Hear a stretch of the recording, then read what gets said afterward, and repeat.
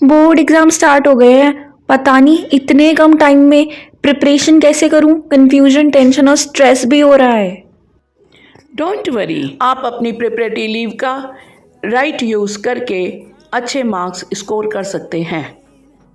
Hello guys, तो board exams तो start हो गए हैं, पर अगर आप अभी भी कंफ्यूज्ड है कि प्रिपरेटरी लीव को सही तरीके से यूज़ कैसे करें, तो टेंशन नॉट, बिकॉज हम लाए हैं ऐसे 8 स्टडी हैक्स जो आपकी एग्जाम प्रिपरेशन में बहुत हेल्प करने वाला है। और हाँ, अगर चैनल पे नए हो तो सब्सक्राइब ज़रूर कर देना। तो चलिए शुरू करते हैं। Understand your syllabus. सबसे पहले आप अपने सिलेबस को पूरी तरह से समझ लें, किस पैटर्न पर है, उसमें क्या क्या दिया हुआ है, कितना सिलेबस आपने अभी तक कवर किया है और कितना सिलेबस कवर करना बाकी है। यानी कि गाइस अपनी चेकलिस्ट प्रिपेयर कर लें और जो भी अपने स्ट्रॉन्ग टॉपिक्स हैं और वीक टॉपिक्स हैं उनको आइडेंटिफाई कर लें। स्ट्रॉन्ग टॉपिक्स तो आपकी स्ट्रेंथ है, पर वीक टॉपिक्स को आपको ज़्यादा रिवाइज करना है ताकि उनमें अच्छे से परफॉर्म करके आप एकदम विनर बन पाएं। एंड ऑल्सो जो जो टॉपिक होते जाएं उनके आगे टिक ज़रूर लगाते जाइएगा। बस इसी तरह से आपकी बोर्ड एग्जाम प्रिपरेशन एकदम सिंप्लीफाई हो जाएगी और सिलेबस की अंडरस्टैंडिंग से आपके माइंड में भी क्लैरिटी आ जाएगी। Short notes and formula sheets.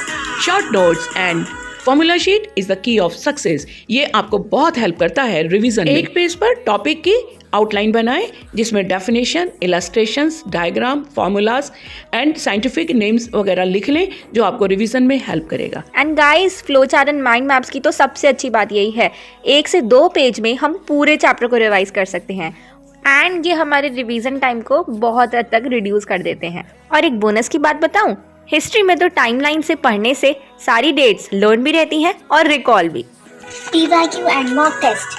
PYQ and mock test हमारे रिवीजन का सबसे इम्पोर्टेंट एलिमेंट है।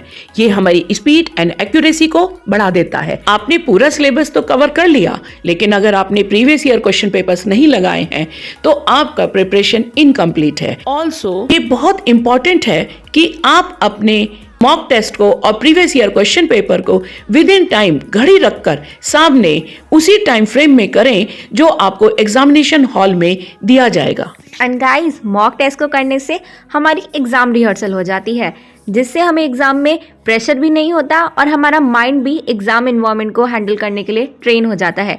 और साथ में जो कॉन्फिडेंस आता है उसका तो क्या ही कहना। Maintaining discipline.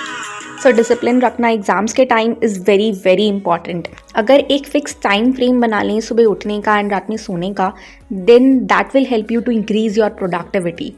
And also to do list बहुत इंपॉर्टेंट होता है डिसिप्लिन मेंटेन करने में।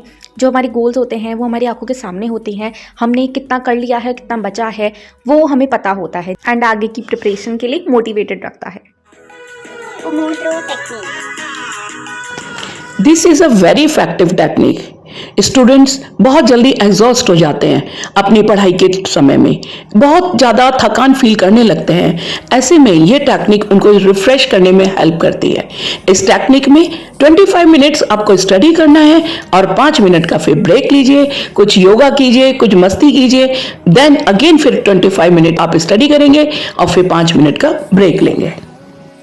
ये टेक्निक आपकी एफिशिएंसी इंक्रीज करता है और आपको लॉन्गर टाइम तक प्रोडक्टिव रखने में हेल्प करता है। Healthy diet. So this is well known by everyone that exams के टाइम तो एटलीस्ट हमें कोशिश करना चाहिए कि हम सिर्फ हेल्दी खाना खाएं, because junk food makes us feel tired and less energetic, whereas healthy and nutritious food improves our metabolism। और अगर शॉर्ट में कहूँ तो समझ लो फ्रूट्स, वेजिटेबल्स और घर का बना हुआ खाना खाओ एग्जाम्स में, जो कि हमें पूरे दिन एक्टिव रखेगा। Right resources. तो गाइज, बोर्ड एग्जाम स्टार्ट हो गए हैं, इसीलिए इम्पॉर्टेंट है कि हम इस क्रूशल टाइम में अपना टाइम सेव करें और सिर्फ रेलिवेंट रिसोर्सेज ही पढ़ें। जैसे कि जो आपके पुराने बनाए हुए नोट्स हैं ड्यूरिंग योर प्रिपरेशन, आप उनको रेफर कीजिए। अगर CBSE बोर्ड में है तो NCERT को रेफर कीजिए एंड अगर किसी और बोर्ड से बिलोंग करते हैं तो अपनी टेक्स्ट बुक को रेफर कीजिए, because right resources are very important to prepare well in less time. NCERT में एग्जाम्पल्स जो होते हैं, फ्लो चार्ट्स होते हैं, they are really very important. Plus PYQ करिए, उनसे बहुत आइडिया मिल जाता है किस तरह के क्वेश्चंस बनेंगे। Mental health. एग्जाम्स के टाइम टेंशन होना एक बहुत ही कॉमन प्रॉब्लम है सारे स्टूडेंट्स के लिए, पर आप अपनी मेंटल हेल्थ अच्छी रख सकते हो अगर आप अच्छे से सो, मेडिटेशन करो और हाँ, हमेशा पॉजिटिव सोचो। वैसे एग्जाम्स के टाइम एक्सरसाइज करना थोड़ा टफ होता है, पर कोशिश करो कि 5 मिनट निकाल के सुबह योगा कर लो, या फिर जब भी स्ट्रेस्ड फील करो तो कोई अच्छा सा म्यूजिक सुन लो जो आपको एकदम एनर्जाइज कर दे, एंड मोटिवेशनल सॉन्ग्स भी सुन सकते हो। और साथ में ग्रेटफुलनेस की फीलिंग डेवलप करो, मैनिफेस्टेशन प्रैक्टिसेस करो, affirmations will really help you to score good in your exams. आजकल बहुत सारी मैनिफेस्टेशन टेक्निक्स होती हैं जो आप सर्च कर सकते हो, या फिर if you want me to make a video on that then do comment me below. पर पढ़ाई के साथ साथ ये सारी वर्क करती हैं, तो इसलिए अच्छे से पढ़ो, खुश रहो, and guys keep smiling. So guys, all the best for all your exams। और ऐसे वीडियोस एग्जाम्स और स्टूडेंट्स से रिलेटेड और भी आने वाले हैं। So do not forget to subscribe the channel, like the video and share it with all your friends जो इस साल अपने बोर्ड एग्जाम्स दे रहे हैं। Thank you everyone for watching the video।